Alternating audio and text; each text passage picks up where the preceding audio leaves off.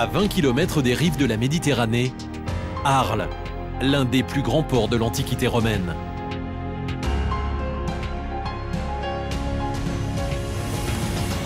Septembre 2007, en face du centre historique, dans le lit du Rhône, des vestiges extraordinaires sont mis au jour. L'une des plus importantes découvertes de ces 50 dernières années en France. On la doit à Luc Long, archéologue, et à son équipe. Ils appartiennent au Drasme, l'organisme public spécialisé dans les fouilles sous-marines. Par 10 mètres de fond et sans aucune visibilité, les plongeurs vont avoir une magnifique surprise. Une vingtaine d'objets sculptés, la plupart sont en marbre. Des visages que le limon du fleuve a parfaitement conservés. Ils ont près de 2000 ans.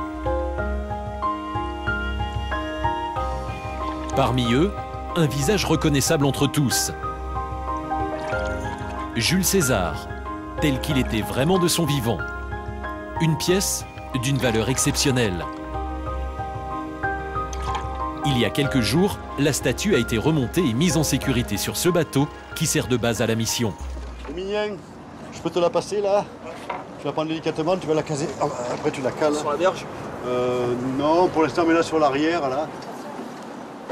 L'équipe comprend une vingtaine de plongeurs archéologues.